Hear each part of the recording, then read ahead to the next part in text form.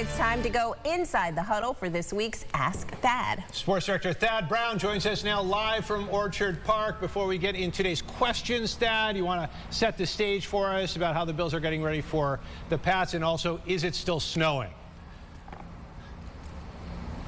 Oh, yes, it's still snowing. It's Buffalo. It's December. We are definitely snowing right now, although the snowflakes are much smaller, a little colder. Not bad at all for the situation it could be or how bad it has been here, certainly the last few weeks. Now, as for the Bills, injuries always a question for Wednesday. The good news is everyone practiced on this day, but 6 players were limited, including the 3 defensive backs who did not play against the Lions, and the big new name to talk about, Matt Milano, who is listed as a groin injury on top of the bicep issue that he is still recovering from. But otherwise, generally pretty healthy for the Bills.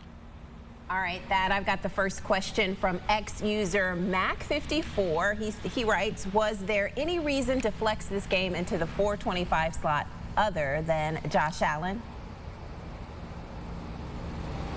Well, Josh Allen was the big one, but when you look at the schedule of games this week, first of all, we're playing games Thursday, Saturday, and Monday on top of Sunday.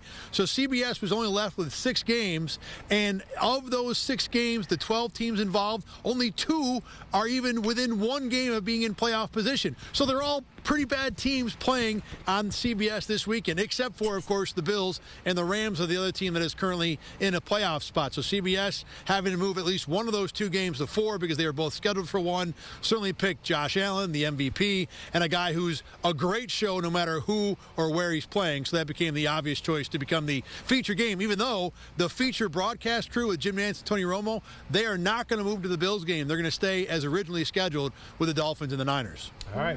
They're going to be missing out. So from ex-user Triple G, if ever there was an opportunity for a great team to look ahead and take the Pats for granted, could this be it?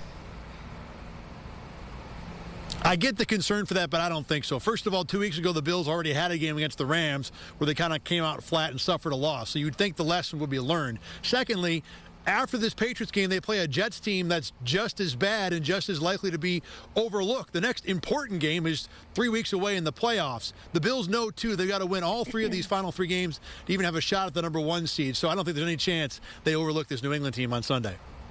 All right, Thad, my colleagues here don't think I watched the game on Sunday, but Ed Oliver and the Bills' run defense were surprisingly very good. Is this a one-game thing, or can it continue?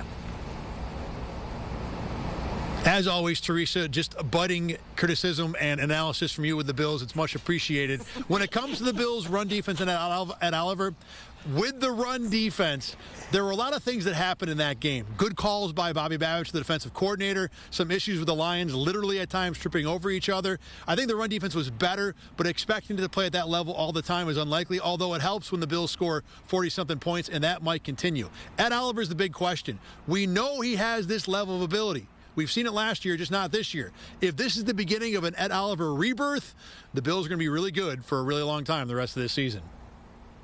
All right. Thad Brown, thank you so much. And yes, Teresa was able to tune in right before the big grand slam at the end of the game there. So appreciate your analysis and answers from Orchard Park.